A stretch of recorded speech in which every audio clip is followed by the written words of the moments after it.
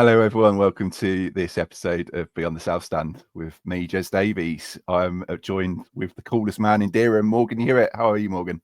I'm very well. I'm just vibing off that intro video. It's great. It sounds like that sort of music that you hear in the daytime TV shows about having a home in the UK and abroad. Yeah, I know the ones you mean. Place Under the Sun and all that. Yeah, definitely. Yeah, that's the one. Yeah. So, Morgan, we're breaking with tradition a little bit here. We've been doing teams that have won things and been promoted throughout the leagues, and we are actually going to be breaking with tradition here, and we're talking to Luton's very own Deadpool, Wade. Hi, Wade. How are you? Yeah, I'm good. Until you just said that and rubbed the salt in the wounds. the double dip. Yeah, double dip. Yeah, I think as you know, a lot of our listeners, followers will know, Luton Town is a club that's quite close to my heart. So not as close as it is to Wade's though. So Wade, if you'd just like to perhaps explain how long you've supported Luton for, and yeah, sure. So I've lived in Luton all my life. You know, I'm born and bred in Luton Town. I went to school here. You know, I worked here, studied here. Everything. It's always been my home. And yeah, I probably started going to games when I remember I went to my first game in the 90s when I was probably about 4 or 5. Okay. But my family weren't like massive into football, so we didn't really go very much. But it was only in 2005 when my best mate started taking me. And then I just fell in love with it. And I really enjoyed going to the games, even though it was up and down. I learned very, very quick and very hard how being a Luton fan's not easy. Yeah, so obviously shortly after I'd started really getting into the sport, and we had the whole thing going with the FA and the points deduction, and you know, years and years of horrible stuff. But then when my son was born, because I had a little bit of time away from going to games, I moved to Birmingham for a bit. Right. But when I came back, my son was born, and I started taking him to games. That was about 2013, 2014. So from then on, it was just a massive resurgence. And you know, being a Luton fan isn't easy, as it's been for the last couple of seasons. But you know, it's not just about the results and you know, football's getting played out on the pitch. It's about the times you're having with the fans. But yeah, like, you know, I've supported Luton for a long time, so I kind of overread my answer a little bit. But there you go. No, it's fine. It's good, and I think we should probably. Do you reckon we should address the elephant in the room, Morgan? Where is it? Is it the guy in the dental suit? Yeah, I think. Yeah, maybe we should have started with that, really. But we probably should have. why the Deadpool? So yeah, you know what? I ask myself that question more and more nowadays. It's been like 5 years I've been doing this, so it's kind of it's ingrained into everything that I do. But yeah, I mean, I'm not a massive Deadpool fan. Right. I'm kind of a bit of a casual Deadpool fan. I'm a massive nerd though, and you know, I've always gone to Comic Cons and all of that sort of stuff, and done cosplay. Never done Deadpool as a cosplay, but it was only when in 2020, when we had COVID breakout, that a friend of mine approached me to help him with raise money for our local hospital, and he wanted to. Because we were allowed during that lockdown to go out running and stuff in bubbles, he said that he wanted to run around in a superhero costume and raise money for the hospital. So he asked me, and I was like, "Yeah, 100%, I'm in." And so I got a Deadpool costume. The butt ripped out on the first day, which was quite embarrassing. I was running around with like my underwear out. Yeah, it was so embarrassing. Like, nobody told me as well, so I only found out when I got home. But yeah, it was like on the first time that I bent down to put the bucket down, the from like my thigh up to my back completely split open, and I was like, "Oh, I'm getting a bit of a chill. Is everything all right back there?" And everybody was like, "Yeah, you're fine." And they were just cackling. I had no idea why until I got home, and then my missus told me like how much of an idiot I looked. But yeah, from there, you know, we went around throughout the first lockdown. There was a lot of kids who were suffering depression, and kids as young as 8 that were talking about suicide, which was just unheard of. It's a part of COVID that not a lot of people know about.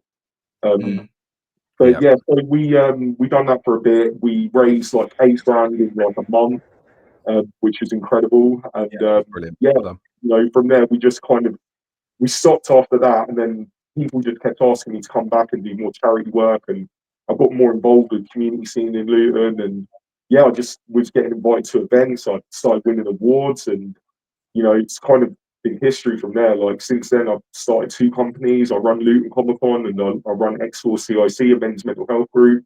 Not like this. I'm a very serious businessman, I promise you. But, but yeah, I just I try to do as much for my community as I physically can. I think that what I've learned during my time in doing this is that everything that people say about Luton is wrong, and it's always people that aren't from here that say it. And you know, if you spend some time with me in Luton, number one, you get to hang out with really cool people, but number two, you see that there's so much giving in this town, and that there's so much goodness here, and people just need to come here and experience it for themselves, and they'll see. But Wade, I'm going to interrupt you because those words that you just said, I think resonated with me quite a lot, because it's something that I've experienced a lot, and you know, in my walk of life, where people go, "Oh, what university did you go to?" "Oh, I went to Luton," and they're like, "That's And you know, we see it on the forums, Morgan, don't we? You know, me and Morgan post on a Norwich forum, and people do mention Luton, and then it's all of a sudden they talk, "Oh, what a shithole," and all this. What you've just said is brilliant, and it's, you know, I think don't get me wrong, right? Like when I'm talking about Luton, I know that there's problems. There's a lot of crime here. There's a lot of homelessness. There's a lot of drugs, and there's a lot of kids going out and getting stabbed. Like, but when you look at the rest of the country, the same thing's happening everywhere. It's not just us. And people talk about us like we're worse than London. I mean, you know, Luton's no worse than Northampton or Aylesbury, and I know they're not great places either. But you know, there's still problems in these places, but there's also good things. Like one thing nobody ever talks about is that Luton's consistently in the top 5% of people in Just Giving every year. So in the entire country, the top 5% of givers in Just Giving are from Luton. You know, and that's a town that's one of the poorest towns in the country. So when you're speaking about Luton Town, I think people always, you know, negative stories always get the big headlines, and everybody looks at that and clicks at that on social media. But when it comes to actually what's going on in the town, if you spend a little time, look a bit closer, don't just read headlines, come to the town, see some of the good things that we've got going on, the events and, you know, the community stuff that we do. And you'll see a town that is actually vibrant and thriving and full of art and culture. You know, we're also one of the highest towns for successful startups in the UK. So successful startups considered like after 5 years, right? And Luton's one of the most, and we've got one of the youngest populations in the town in the country. So you know, there's lots of good things going for Luton, and if people stop talking about it in such a negative way, it might actually help the people that live here feel a little bit more proud about it as well. You know? I think so. I think I can hear how passionately you're talking about it, and as I said, no, I get it, and I'm a convert, but you know, Morgan, I don't know how much time you've spent in the town. I have to say I've never been. I mean, I've been to the airport a few times, and I have to say, I think that's the thing. That's the thing. People always say, I hate the airport. Okay, I'm allowed that. I'll give the town a shot. At the airport, it's never going to win for me. Okay. Oh, but we've got the dart now. Yeah, we've got the dart. Oh, we've got the dart now. It's this amazing £5 million thing that they've built, and that's great, obviously. So you know, it's funny you should mention the dart, now. by the way. I don't know if you can see that. I think it's blurred out, but basically this pen says Luton Dart on it, and it's I got it on a you know, Luton Rising, Wade. You've obviously heard of that organisation. They did an open day when they first opened the dart, and because I worked in the town at the time, they invited me to come along and basically would be one of the first people to experience the train journey from Luton Parkway to the airport. I think a week later, King Charles was on there, but it was I mean, it's two interesting points from that. So the Luton Dart, my missus was on that. So my missus would have been stood with you on that train that day. Okay. But also King Charles. So the day that King Charles came to Luton, I kind of met him as Deadpool. It's a really interesting thing. Like there was a news article about it as well because of my interaction with him. Yeah. But it was really weird. So I was out doing my charity collection, and for people that don't know, during the like festive seasons, I change the costume. So I'm like, you know, if it's Christmas time, I do something Christmas themed. Yeah. So this year it was, well, not this year, but that year it was. I was doing Buddy the Elf suit. So I had like Buddy the Elf suit over the Deadpool suit. And it looked great, but I stacked on the weight a little bit over that time, so I looked like a really fat elf. But yeah, it was great. But yeah, so I was collecting for charity, and then all of a sudden there's like all these police around. I look on the roofs of the mall, and there's snipers everywhere. And I go up to the mall security. I'm like, "What's going on?" And they said, "The King's coming." I was like, "What do you mean the King's coming?" And they're like, "Yeah, the King's going to be here in like 5 minutes." So I was like, "Oh well, I want to meet the King." So you know, I start walking over, and they're like, "Yeah, you need to like take your time because obviously I'm a masked man." And I look around up at the roof of the mall, and all of the snipers are like fixed on me. I look at on top of the town hall, they've got them in the windows there, and they're all pointed at me. And then once the police come over and speak to the security, they're like, "Nah, it's fine. He's just some idiot that collects for charity. Don't worry about him." And so they just leave me alone in the end. But yeah, when the King came around, I stood on. Do you know outside Don Miller's? You've got them penny farthing bikes where you can wrap your bike up to. So I stood on one of them because they're massive, right? So I stood on one of them. So he's like walking around, and then he looks up and he sees me clear as day, and I see him mouth, "What the fuck is that?" and then he looks at his mate. He's like, "What the fuck is that?" He says it twice, right? And then his mate looks at him. He's like, "I have no idea." And then they just kind of look at each other, shrug, and they just go on their way. But yeah, that's my claim to fame, man. I'm saying I met the King because I got his brain that day. He's acknowledged you 100%. I mean, I was stood probably, you know, where the what was it? I don't think it's Five Guys, but it's like the burger joint that's on the corner of the Galaxy. It like curves around, doesn't it? I was stood there, so I was looking directly as he walked out of town hall. I was looking directly there, and I think there was a. Pardon? Did you see the egg? Like the egg got the. No. I didn't see it because I think where you was a little bit further around the corner, so I wouldn't have seen you. But I'm certain that one of the snipers took the egg out as he was about to hit him. I'm absolutely certain. That good. Because I never saw it. It's just like there was that whole story. Someone threw an egg at him, but I never saw it. No, I never saw that either. I mean, I think that sort of that location that you talked about as well is actually is quite historic because England, when they let me get this right in my head, England when they reached the semi-final of Italia 90, I think they had an open top bus parade around that area, didn't they? Do you know what? I actually don't know. I'm really embarrassed that I don't know as well. Yeah, I think because they flew back into. I might be wrong here, and someone's going to correct me. I'm sure, but I'm almost certain they flew back into Luton Airport and then had an open top bus parade around Luton for celebrating reaching. I don't actually know if they got you are right about the history of that area in general. I mean, it's an incredibly historied area. There's still buildings there that are from the 1800s and whatnot. So actually gorgeous, but the town hall itself isn't the original town hall because obviously they burned it down in the early 1900s. Because it's funny, one of my meetings that I had with the previous CEO of Luton Borough Council, Robin Porter, so it was during a time when I was starting to come up in the town. It was like 2022, and I remember him asking me to come a meeting because they wanted to build on Wandon Fields, and he wanted me to kind of be positive towards people about this building on Wandon, and I just wouldn't because they're the fields that I played football in when I was younger. But anyway, in the meeting, I was sat in his office, dressed as Deadpool as well. It's the best thing. He didn't know who I was, and this is back when I was really serious about the anonymity part.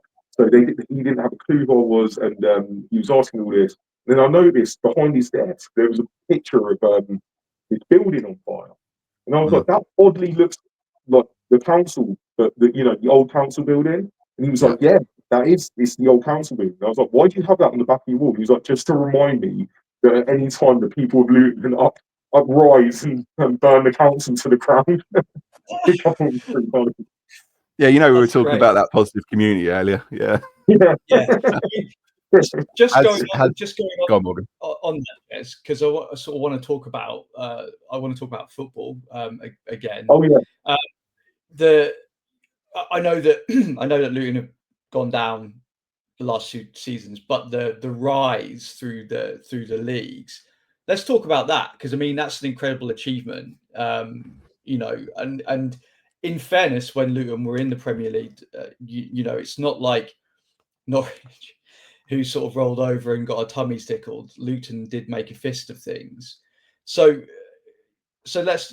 Wade, let's talk about the rise through the leagues. I mean, how did that come about? How did you feel about it? I mean, it must have been an incredible time. Yeah, I mean, as a fan, it's probably been the greatest moment for me in football. Like, you know, I had my son growing up with this happening. I had my daughter during this time as well, and the whole family were involved in the experience. My wife actually hates football beforehand, but since I started taking her to Luton games, she became a really, really big fan, and now he helps me with my football team that I run. But yeah, I mean, what it is it's so different to any other football club that I've experienced before. And when people have a connection to it, you know, they see it as being so much more. And what the story of what Luton did for people in this town was massive. But the actual journey itself was incredible. I mean, some of the wins along the way, and just yeah, even some of the near misses. Like I remember I went to a Huddersfield playoff game when we didn't go it was a really, even though we didn't go up and we was out in the first round playoffs, it was such an amazing time. The first one that we done at Kenilworth Road, I think it was a 0-0 draw. It was a 1-1 draw. I can't remember what the score was, but the atmosphere in the ground was absolutely insane, and like that's what it had been like since 2013, 2014. It was just every year, just building, and getting more and more, and it was like the better that we did in football, the more the town got around the club. And even now with relegation happening twice to us, the town's still very, very much imbued with the club, and the club are very much imbued with the community and do loads for the community. So I think that it's just what this whole experience has been like has been just, for me, it's something that drew me closer to this town. Because beforehand, I didn't really care about it. I was like most people outside, I was like, yeah, it's a shithole. But I think through the club and that achievement, it really shows that you can go all the way I mean, look at Pelly Rudder. He's come from the conference all the way up to the Premier League. Nobody else has ever done that. One club. I mean, he's incredible for his achievement, and it really goes to show people that you can be down and out. He came from West Ham, I think, and when he left there, that must have, to go from West Ham to Luton Town in the conference must have just been the most debilitating feeling in the world. He wasn't a Luton fan or anything. He was just trying to make his name in football, and that's like a massive failure. To then all them years later to be stood in Kenilworth Road playing against Man United, or well, not him playing against Man United, but you know what I mean, like being in these grounds in this moment and getting to experience the pitch in the Premier League is something he probably never thought would happen. And that story resonates amongst the communities. Just genuinely beautiful. I completely agree, Wade, and I think Pelly Ruddock is a fantastic example of that player, that sort of Luton player that's gone through the leagues, and I don't think it'll ever be done again. By the way, I don't think there'll ever be. You never say never, do you? But I just don't think there'll ever be a player that was with a club in the conference and stays with them all the way to the Premier League. It's phenomenal, and I think what I saw through that rise was just the sort of tenacity, the work rate, all these sort of words that you probably associate with Luton as a town and a football club.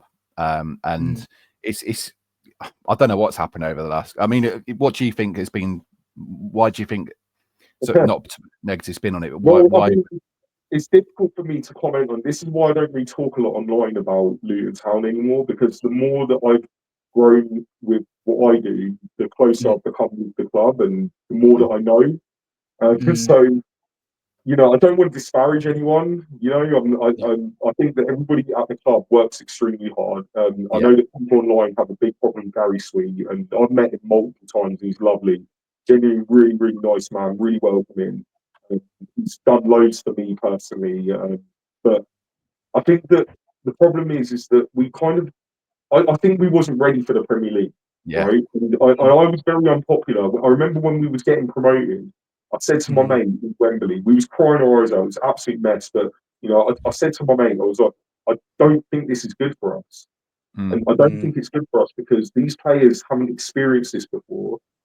They're going to be jettisoned because of the story, because of everything that's happened. They're going to be jettisoned to fame, into fortune, and into stories about them, and people are going to want to know about. I mean, look what happened to Robbie Edwards, man. It ruined his marriage, and destroyed the link between him and part of the club. From what I know, during that season in the Premier League, the club literally was like torn in half between Robbie's camp and the people who had problems with. And I think that when things then develop, and you kind of manage your football season, and you've got all this stuff going on in the background, and you've got people who are now becoming prima donnas, and now they think that they deserve everything, and they're better than the club, and because of the attention they're getting, I think it's doomed to failure. Like, we done really, really well considering all of that. We didn't walk away with the lowest points in Premier League history. We didn't walk away with the most spankings, or we done really, really well for ourselves, and I think that it was. Yeah, I think it's just like after that, it's then we go into the championship, and then the expectation now from the fans is so high based on what we've done in the championship previously. We're just doomed to failure. Like, I couldn't see it. I said to my mate at the start of the championship, I was like, I'd be surprised if we do well this year. Like, everyone else was saying, oh, we'll get promoted again, be in the playoffs at least, or mid-table. I was worried the whole time, and then the results started to show it. So it's like, going into League One, I'm kind of, I feel like we've hit that perfect reset point now, where it's like we've dropped down quite low. The expectation isn't massive anymore. People aren't going, well, we're going to win League One. Nobody's saying that, and I think because of that, it's going to help the players, and because we've got rid of a lot of players as well who probably were, on their way out anyways in terms of the levels they were playing at Luton. Definitely, Paul Morris is a shadow of his former self compared to previous years. I hope that he goes on and does well, because I absolutely love him. But I think that this is the right time for some new blood. I think Matt Bloomfield's great. I went to the dinner that they had on a few months back. I met him, all the players and that, and genuinely, they've got such a good base for a team there. Going into League One, I can see it going well, but whether they get promoted is another story. I mean, I think. Sorry, Morgan, after you. Carry on. I was going to say, I mean, I know when you talked about getting promoted into the Premier League is, maybe too soon, and it has a detrimental effect if you're not kind of like set up for it. I'd say, Jez, we've been in exactly the same position the last two times we've been promoted into the Premier League. I've said on both occasions, I was like, I'm really happy. I'm glad we did it. I'm glad we were up there. But then the reality sets in, and you start thinking to yourself, well, what do we do now? Because at the time we had Delia Smith was our majority shareholder, the owner of the club. The money came from her, or whatever. I mean, that's a high level way of talking about it, but we weren't set up for it. And what happened is we got relegated. We didn't, like I said to you earlier, we rolled over and let the Premier League tickle our belly. Like, Luton made a fist of things. My friend's a Forest fan, and that season he was really nervous about it being between you and Forest. And in the end, Forest prevailed. But the point is, the expectation level now at Norwich is, I might get pelters from Norwich fans for saying this, but I think it's so high now that anything less than playoffs is deemed a massive failure, and there just isn't this patience anymore. I'm not saying that Norwich need to go down into League One, of course not, but I think we've had a massive transitional season. The last few seasons have been massive for Norwich, like new ownership, new coach, new director, for everything. And this expectation levels is like, oh, it has to happen overnight. We'll bounce straight back.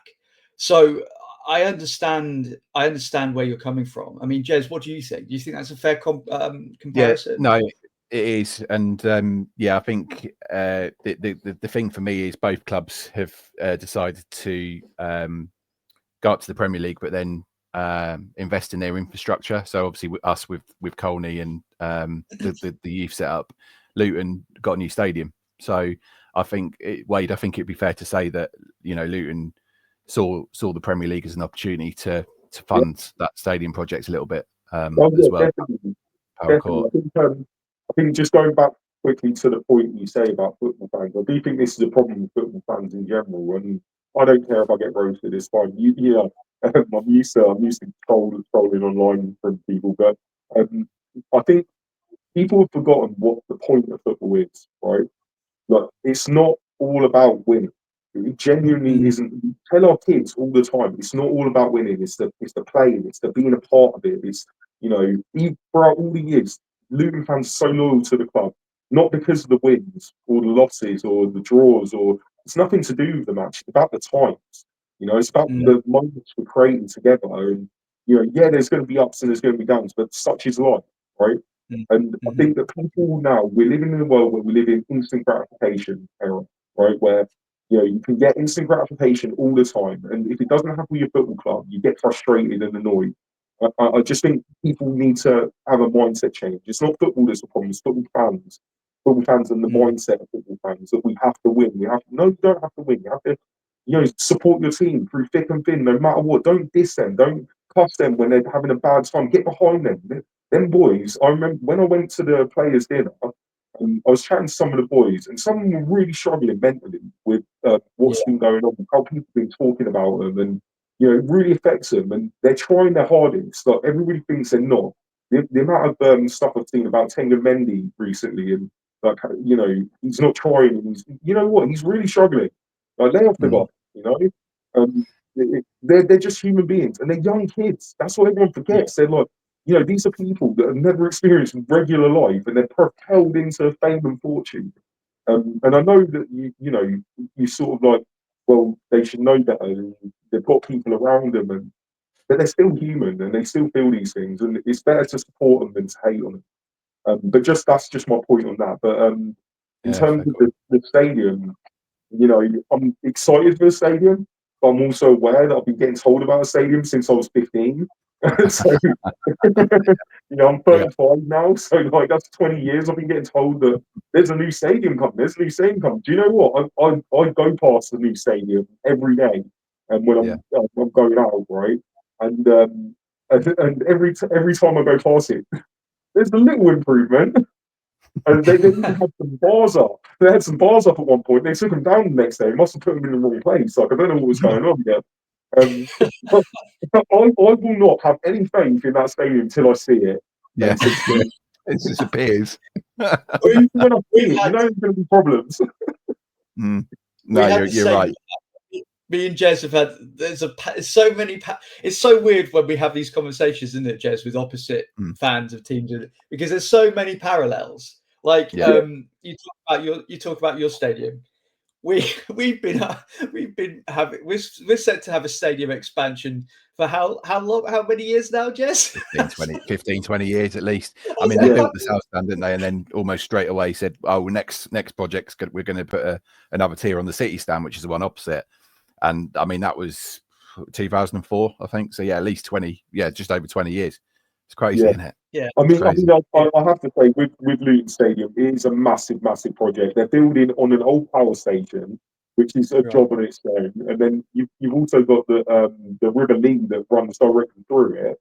So they've had to re-divert the River Lee, which I know is only a small river, but even still, that's a job in itself. But so they're making really good progress. I'm genuinely really excited for it. It's just, I mean, my big fear now is that they've got this stadium on the go. Will the football keep up with the size of the stadium and get the people filling that stadium? How much is it going to be worth? What's the running cost for it? That's my concerns. What's the size? What's the capacity going to be now? I think it's 25,000. Yeah. Okay. Well. Okay. And I think in answer to your question, Wade, I think it will, because I think Luton's such a well-supported club. I mean, they feel that they fill that stadium, you know, week in, week out, and they will continue to do so. And I think it's such a well supported club. People say, oh, you know, League One's probably the level. I don't think so. I think it's probably Championship. So, you know, I think the League One, we do well in terms of filling the stadium. Championship, we do well in terms of filling the stadium. But, you know, if we have a 25,000 seater in Championship, yeah, I think we'll do well. In League One, I don't know if we'll fit it every week. Yeah, maybe not. You know, I think I mean, we've got a large following for this club, obviously. So maybe I'm wrong. I'm not going to just come out here like I'm the arbiter of truth and say that this is what's going to happen. But I just have concerns. You know, that if we're still in League One at the time the club's got the ground on the go, is it going to be filled every week? And what's that going to look like then for the club and the growth? And it's all well and good having this fancy stadium, but then what if you put yourself in debt and then you've got nothing else left in the pot to then do more with it? But well, the industrial park on the M1 funded a lot of it, didn't it, as well? So I mean, that was part of the reason why it's been delayed for so long, is because they were selling the land off next to the M1. Yeah, well, that's what it was going to be originally. It was going to be like on the corner of the M1. That's right. Yeah. But I wouldn't fancy to walk up there. No, definitely not. Especially up Stock and Stone, not Stock and Stones Hill, the other hill, that hill that takes you out of Luton. I can't even think what it's called, but you know, London Road. Yes, yeah, you got it. But yeah, I think no, it's brilliant, and I wish Luton the best of luck. And Morgan will laugh because I mention them nearly every episode, but sometimes people would think this is a Luton podcast. But no, honestly, it's I wish them the best of luck. I think I'd want to ask a few more questions about your persona, if I may. So obviously we've met a few. Jez, can we plug the Wrexham episode, because I think this kind of fits almost a lovely segue. There, I was just about to. Oh. great minds think alike, eh?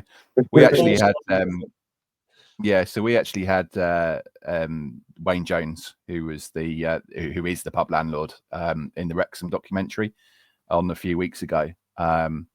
And the episode actually went out this Monday just gone. It's been very well received. Thank you for everyone for watching it. But I guess first and foremost, you've watched. I guess you watched the documentary. Welcome to Wrexham. Yeah, you haven't seen it? No. I would recommend it. I'm not like that much of a Ryan Reynolds fan. Do you know what's funny? I'm more of a Rob McElhenney fan. I promise you, I've always said, because I've heard one time before somebody told me who's connected to Wrexham, and they said that they met Ryan Reynolds, and they kind of know him now because they've seen him a couple of times, and because they know me, they pulled their phone out and showed him my Instagram and all the stuff that I do, and he was like, "Oh yeah, that's pretty cool." And when they told me, I wasn't really that bothered about it. I was like, "But did you show Rob?" He said, "Right, I don't care about that guy. I want to know Rob. If Rob's seen it, he's my guy. I love Rob McKenna." But no, I haven't seen the Wrexham thing. But obviously, I have seen like their progression, and I think their rise is really, really cool. And I don't like how people have said that when Luton were going through their rise, and then comparing the two, I didn't really feel that was very fair because we was doing it on a shoestring. And we had the odds massively stacked against us over many, many years. Whereas Wrexham have had these two millionaires come in and pump money into the club, and fair play to them. I think it's great what they've done. They brought the community together and they revived the dying football club. But it's I'm not like a super fan or anything. No, that's fair enough. I mean, it's weird. It's weird that you should probably say that. Obviously, sitting there in a Deadpool costume, but I think perhaps I know you mentioned a little bit at the start, but perhaps talk about some of your other sort of community projects that you currently run within Luton Bedfordshire. So currently I'm running 7 sessions every week supporting men with their mental health. So on a Monday I do a peer support with boxing. We talk before and then we do a boxing class afterwards. On a Tuesday I do an online support. On the Tuesday after that we do a face-to-face support up at Rain and Way. On a Wednesday, I give 3 football training sessions. I'm an FA qualified coach, so I do 3 football training sessions for men.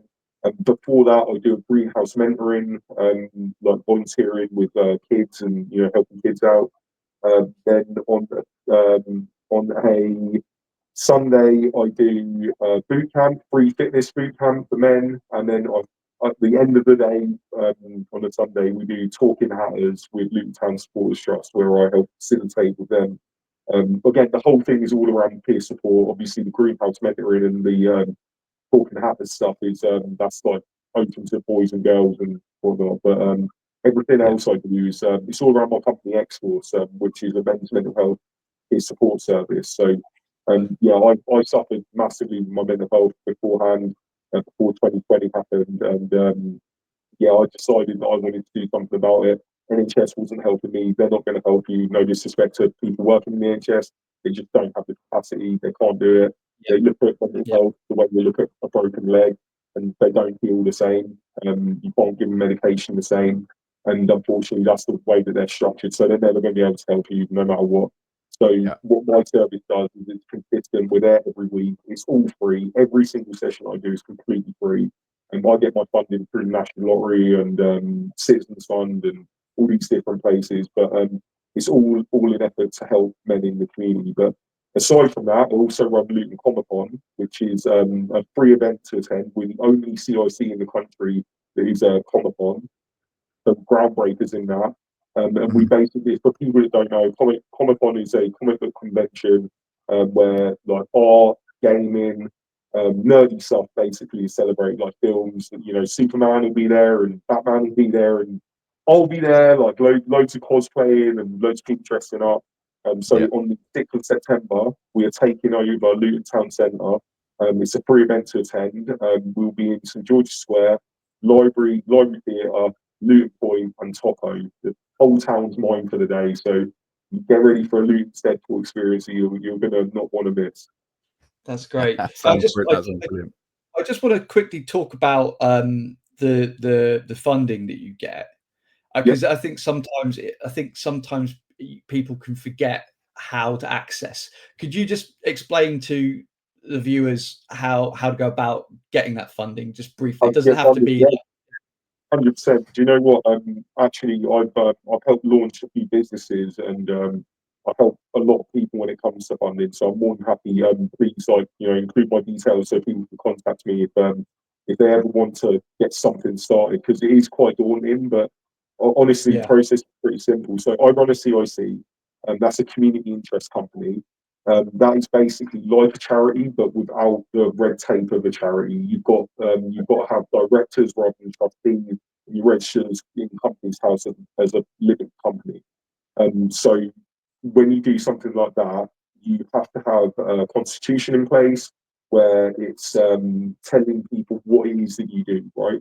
So what your constitution says depends then on what kind of funding you can access. So for me, mine's all about men's mental health. It's all about helping the community, helping guys to grow with their education, with career changing, with fitness, with loads of things. So because of that, I can fund things like X-Force Awareness, which is the free football session that I do on a Wednesday, or I can fund the boot camp, which I do on the Sunday, or the peer support, which is obviously more mental health orientated. But essentially, for anybody out there looking for funding, firstly look at your local council.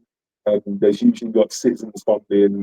They always have funding on council websites, so you can always check out things like that. But also there are generally like funders within your town who are like in Luton, for example, it's called the LCF, which is the Bedfordshire Luton Community Fund. So them guys are specific to Bedfordshire, and they handle funds that are coming from people who are maybe angel investors or people just have large pots of money and they want to donate to stuff. So they go to the LCF, they put the funds out. You can work with them to find out what the needs of the fund are, so that then you can tailor what your bid's going to be. But going to the National Lottery stuff out is very, very similar. You just have to have all your stuff in line, your constitution, your articles of association, your bank account's got to be set up, you've got to have your directors. And it might sound, all them words sound like it's overwhelming, like there's no point in doing it. But honestly, it's so easy once you get your head around it. And yeah, I've been doing this now for 2 years with my own businesses, and we've never been turned down for funding. Touch wood. Like hopefully it will continue, but you know, at the same time, it's always a learning process. So there's always new funds coming out. There's always new things popping up. There's always new stuff to learn. New regulations coming out. So it can be quite taxing, but if you've got the right support on your side, you know, I've got a lot of support, and because of that, I've learned a lot. So I can now pass this information on. So yeah, I'm always happy to help. If anybody's ever got any questions or whatever, you can get me through my website, or you know, I'm sure we can add all that stuff into this afterwards, in the description or whatever. But yeah, always happy to help with that sort of stuff. Yeah, that's great. Actually, can you just drop your website whilst we're here? Yeah, sure. What it is? Yeah, it's www.x-4rce.com. That's the website. So that again. So it's the letter X, then a hyphen, number 4, rce.com. So it's X-Force. It's spelled like that because X-Force is in Deadpool 2, Deadpool creates X-Force as a bit of a fuck you to the X-Men. So I called my company X-Force, but I had to spell it differently for copyright reasons. I hope like, you know, that point in that bit in Deadpool where he shrinks and he has his little he says Donald ducking. I hope you've got your trousers on underneath that. I can't promise. I can't confirm or deny. I've got shorts on, don't worry. Sorry, Kesh, dropped out there a bit, but I it's all good. I just got my internet went. It's okay. I've got Wade to read out his website for anyone who wants to reach out, as long as you don't mind that, Wade. Yeah, cool. Jez, did you have any other questions? To be honest with you, I think we're nearly there. So Wade, it's time for and you're going to love this, by the way. It's time for the Morgan's random question of the week segment. So without further ado, I'm going to hand you over to my illustrious co-host. The problem is I can't actually see the screen. I can't see you two at all. Why? Oh, okay. Oh, we gone. No, the eyes mess up with camera screen. It doesn't matter. It's not visual. I have no idea what it looks like right now. Yeah, I have no idea. I can see a blurred image of you, but I can't see you at all. That's okay. No one really wants to see our faces anyway, but they do now. Right, I'm going to do it for the audience at home anyway. So this is a segment where I come up with a random question. But it says what it says on the tin, really. Random question of the week. It's getting better, isn't it, Jez? Brilliant. So at the start of this chat, you sort of said that Deadpool wasn't really your favorite costume. So if you had to start all of this over again, and you had to pick a costume or a superhero that you were that is close to your heart, who would it be and why? Oh, that's a good question, man. That's a good question. No one's ever asked me that question as well, which is surprising because I get asked a lot of questions about all of this, the why, the what, and all of that. So good question, Percy. But okay, so I think my favourite hero of all time, and it's not just because the film has come out, because I've genuinely got like all of the memorabilia around my house and stuff, but it's Superman. I'm a massive, massive Superman fan.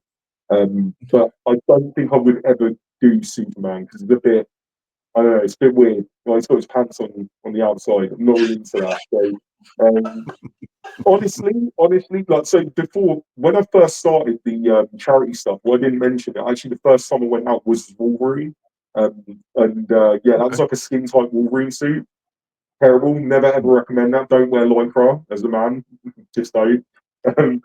But yeah, no. Honestly, I think I'd be Deadpool, and I think the reason why I'd be Deadpool is because number one, it is the character of Luton Town, right? I chose Deadpool because it represents Luton Town perfectly. Luton will never die.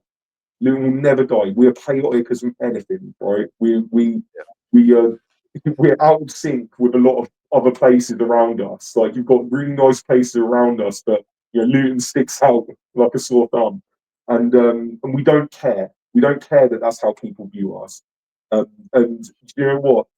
From Deadpool always tries his best. He actually, for as bad as he messes up and as much as he gets it wrong, he tries his best no matter what for his community and for his family. And that's why Luton's Deadpool and Deadpool means so much to me personally, and why I don't think there is another character that I could be, because it perfectly encapsulates what Luton Town is in my eyes and who I am in this role with what I'm doing. I'm a crazy person that never sleeps. I'm just always working hard, trying to do the best for people, and I'll never quit and I'll never die. Just the same as Deadpool. That's great. That's a really good response. Really passionate. Jez. Well, it's funny, isn't it? Because you asked a very similar. It wasn't the same question. It was quite similar to another guest, wasn't it? And yeah, it was. He looks like he's miming something. I see him waving. Can you not hear me? I can hear you. Can you hear me now? I can't hear him at all. Really? I can hear you, Jez. No, I can't hear him at all. He's like waving and stuff, but that's it. I can't hear you now, now, Jez. Translate for him. Can you hear me now? Yeah, I can. Good. For me, I just said to you, Morgan, it was quite funny that you picked this a very similar question for another guest, didn't you, a few weeks ago? And not Luton Deadpool, but Deadpool was my response. So I'm gonna have to come up with a different one, aren't I? I don't know. That's not how it works. You have to think on your feet. Come on. I know. Can you not think of something? I'm thinking. This is so funny. This is like I'm talking to a medium, right? And the medium's telling me what the spirit world's saying. Because you can't hear Jez, but I can. Can you hear me? Jez is just struggling. He's just struggling. If you can hear me, blink twice.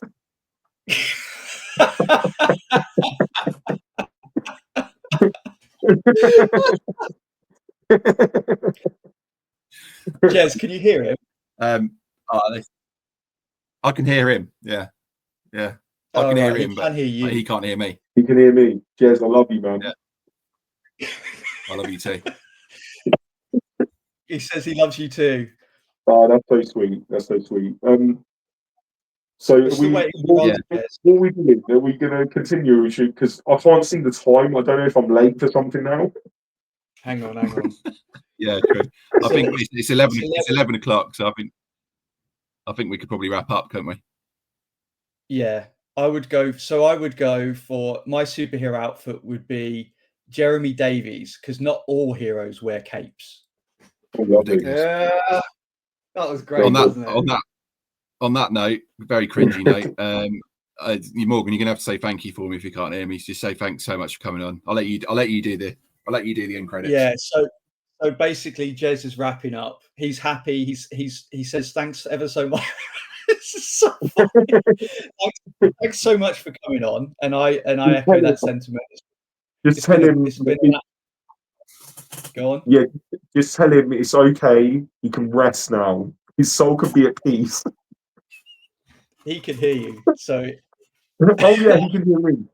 Yes, it's okay. Go to the light, Jez. The funny thing is, the sun is coming in on it and shining on his massive head. No, thank you so much, lad. Genuinely, this has been really lovely. Lovely to be part of it. If you ever want me on again, give me a shout and I'll be up for 100%. it. Yeah, 100%. Yeah, we will. We're just going to wrap up now with Jez doing the usual outro. No, you do it. You do it. Okay, so basically, for everyone at home, you can now watch us on all the. Sorry. Basically, every week, right? Jez does the outro, okay, and he adopts this professional tone, and it's just like he goes from being normal to like really professional, and every week it makes me laugh.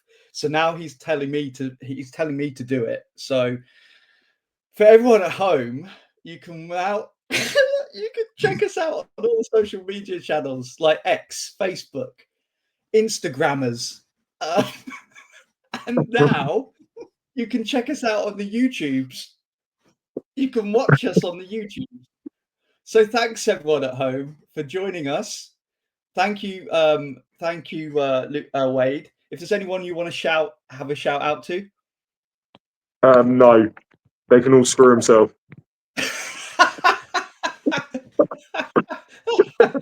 Oh. Right. No, I want to Thank give a you, shout everyone. out to Wolverine. Big up Wolverine. Wolverine. Yeah, Norwich Okay. fan. All right, Jez. What about you? People can hear you at home, Jez. Yeah, I know. Well, hopefully, hopefully it's not just you that can hear me for the final 10 minutes. But there we go. No, not for me, Morgan. I'd say please say thank you to our guest today. It's been amazing getting to know a lot more about him. Just repeat that for me, please. Jez says thanks for coming on. He's up for hanging out sometime soon if you're into board games. So yeah, please don't be a stranger. Yeah, tell him that he can hear me. Jez, hit me up, man. Hit me up. Let's chill. Let's do it. All right. I've been Morgan Hewitt. All right, see you then, guys. I don't know what's going on. I'm just going to say bye. Bye. Thanks, everyone. Bye.